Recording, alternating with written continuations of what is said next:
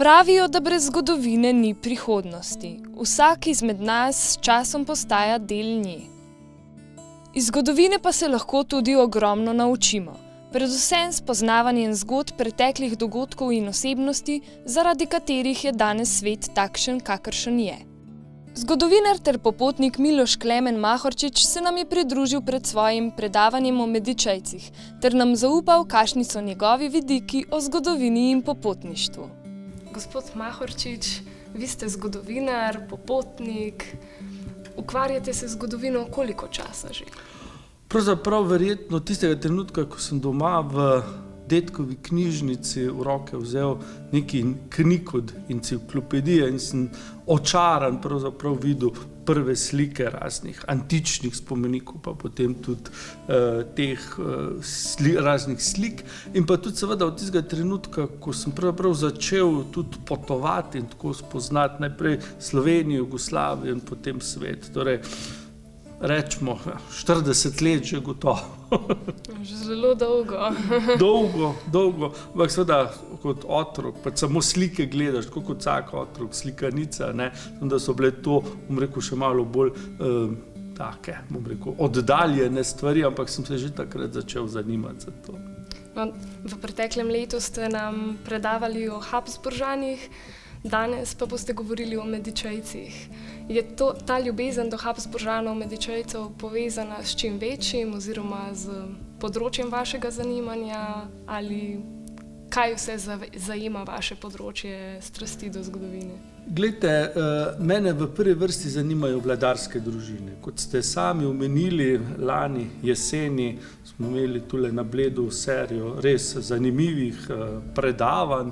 Pri tem sta mi kolega gospod Sova in pa gospod Pavlinc stala ob strani, pa seveda tudi ta festivalna dvorana z vso opremo in pa jasno, da ne pozabimo na muzejsko društvo. Glejte, mene je vedno seveda zanimal človek. V polpreteklem obdobju, ko smo hodili v šolo, so v glavnem seveda poudarjali mase, množice. Mene pa vedno zanimal človek. In človek kot tisti, ki neko dogajanje sproži. Zame je zgodovina, zgodovinski dogodki so tako kot pa, če hočete, peka kruha. Vi imate ogromno količino lahko moke, ki je zelo fajn stvar, ampak rabite čisto malo nečesa, če mu se reče kvas, da potem nastane iz te moke, iz te množice, zrnc nekaj več, nekaj dobrega, nekaj okusnega, nekaj čisto drugega. In tako so seveda posamezniki v zgodovini. Dobri in seveda slabi. Zdaj, Habsburžane seveda smo izbrali zaradi tega, ker je to družina, ki je konec koncev tako Bledu kot Sloveniji, kot naše širše okolice vladala stoletja, pravzaprav pol tisočletja, če govorimo o našem slovenskem prostoru. Zdaj, Medičejci so pa seveda zanimivi, ker večina ljudi je že slišala za njih, so pa seveda tudi ne samo kot mecenja, to vsi nekje vemo, to nam je znano, tudi kot politike, v marsikakem pomenu orali ledino in določene stvari, ki jih danes jemljemo v političnem, zgodovinskem kontekstu, tako v Sloveniji kot širše v Evropi, za samo po sebi umevne so nastale zaradi njih, oziroma so bili oni tisti, ki so jih sprožili. Kaj pa menite, da je tisto najbolj pomembno, kar so dali Medičejci svetu? Pravzaprav sodobna država. Sodobna država v smislu države z nekim jasnim centrom, z centrom moči, razvito birokracijo in seveda vladarjem, ki ni več bil na konjskem hrbtu, pač pa je seveda iz svoje pisarne, za svoje delovne mize vodil državo in seveda tudi širše. In tak tip države sedaj imamo še danes. Seveda, Medičejci so to naredili v obliki neke pravzaprav zgodnje absolutistične monarhije, ampak ne glede na to, ali je to republika, ali je monarhija, ali je demokratična, ali ni, velika večina današnjih svetovnih režimov seveda temelji na tem, bomo rekli, kontekstu birokratske države in Medičejci seveda kot recimo najslavnejša, bom rekel, družina, ki se loti take preobrazbe države, so bili tu izredno uspešni. Vsi, ki poznate Medičejce, veste, da so ustanovili Uffizie, torej danes vsi vemo, da je to umetnostna galerija, najlepša zbirka italijanske umetnosti. Ampak že ime pove, da je to zgradba za uradnike. Torej, uradniška država se rodi v Firencah in ravno z Medičejci, in ravno danes bomo o tem govorili, seveda dobi, bom rekel, neko svojo domovinsko pravico. No, svojo ljubezen do zgodovine pa združujete tudi s potovanji. Na kakšne načine to počnete? Poglejte, meni se zdi seveda zgodovina zelo v redu zadeva, konec koncev, pa ne zato, ker sem zgodovinar, ampak dejansko je tako, da vsaka znanost, vsaka veda, vse ima svojo zgodovino. In zgodovina je lahko zanimiva le, če jo človek seveda lahko tudi doživi.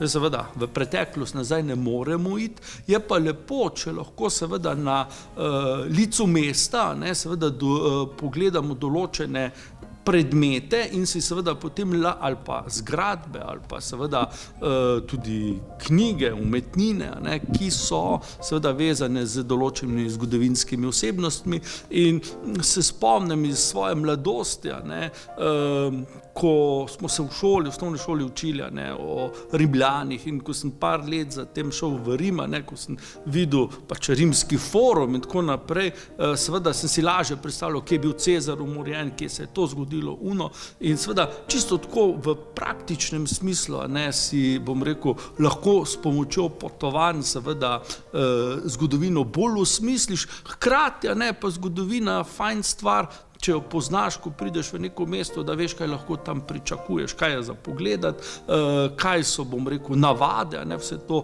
prej kot ne iz zgodovine, zgodovinskih dogodkov izhaja. Kako pa spodbujate ljubezen do zgodovine v svojih študentih? Poglejte, tako je.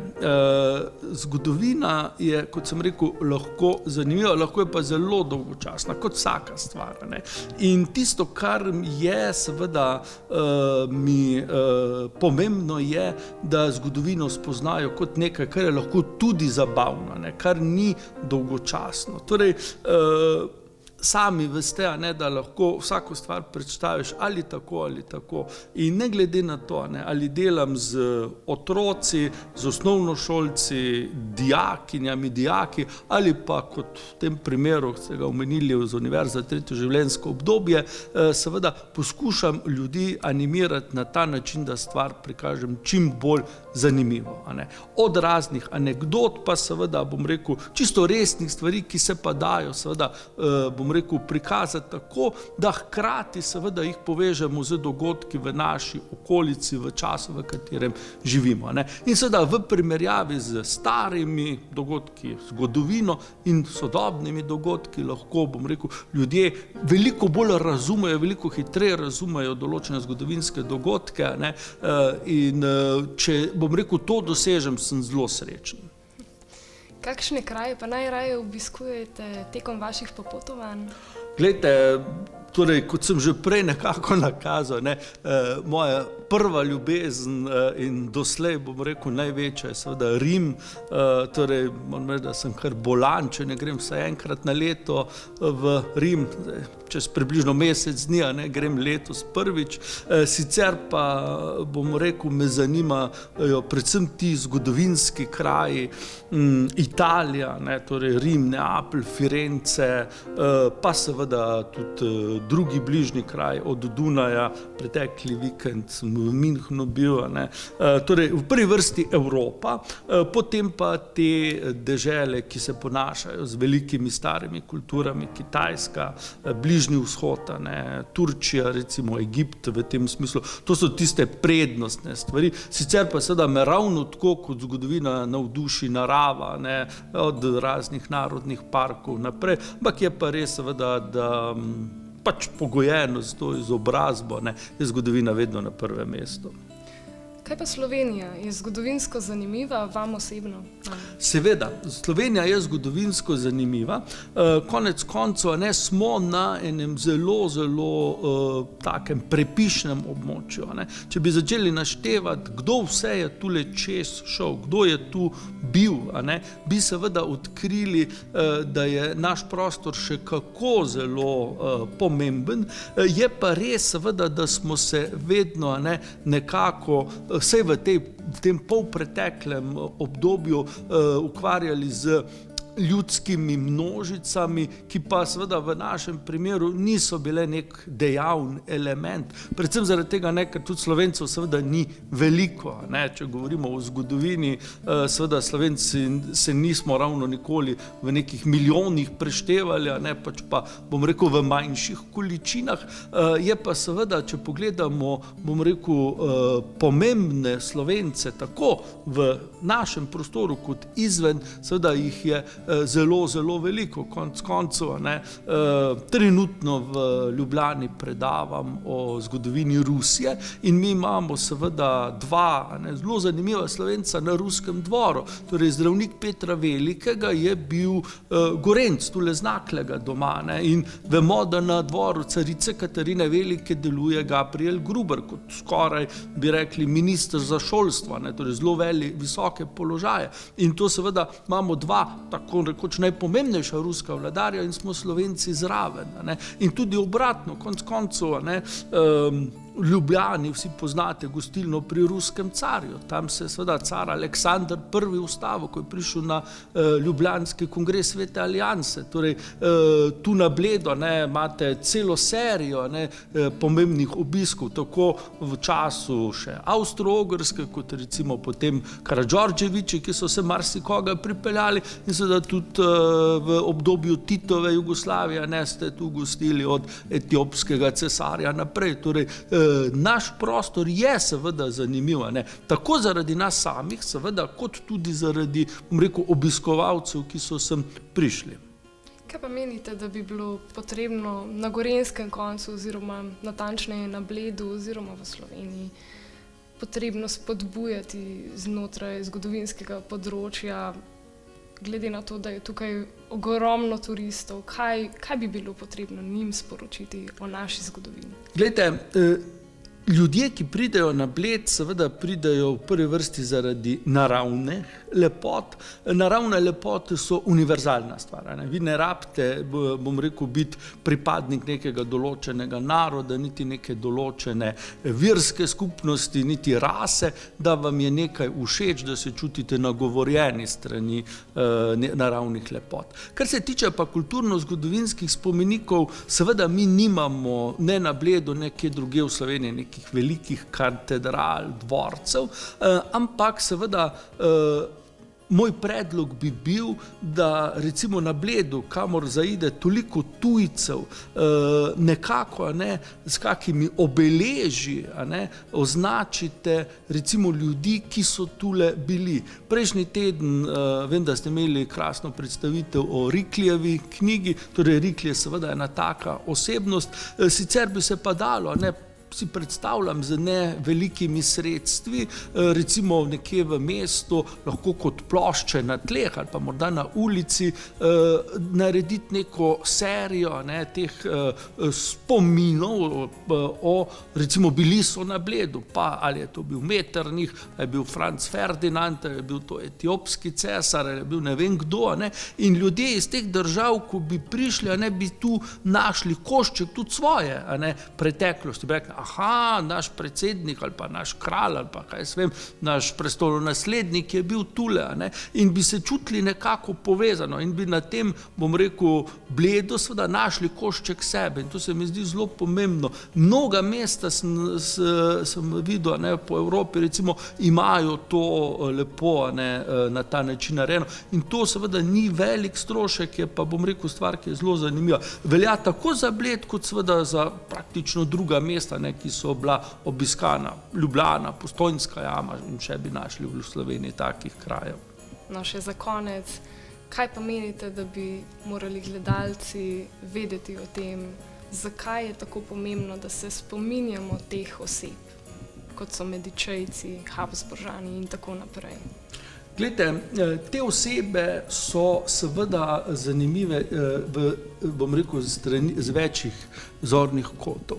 Najprej se moramo seveda zavedati, da mi, taki kot smo in tako kot živimo, ne bi seveda bili taki, če ne bi bilo njih.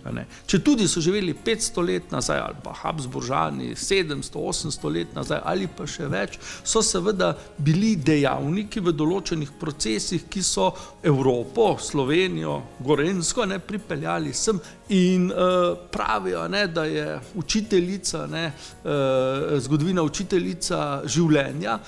Nekateri dodajo, da tudi najslabša, zaradi tega, ker redko kdaj koga nauči, ampak seveda lahko vidimo, da so ljudje, da smo ljudje seveda zelo kompleksni, da imamo seveda v podobah teh vladarjev seveda ljudi, ki so bili lahko, bom rekel, na nekem področju izjemno uspešni, pa morda recimo z vidika človeškega značaja, morda slabi ali pa ne ravno najbolj moralni, in seveda s pomočjo neke, bomo rekli, sodbe o teh ljudeh, ki mora biti absolutno kritična, hkrati pa pravična, se morda naučimo tudi ljudi v našem času nekako pravilno oceniti.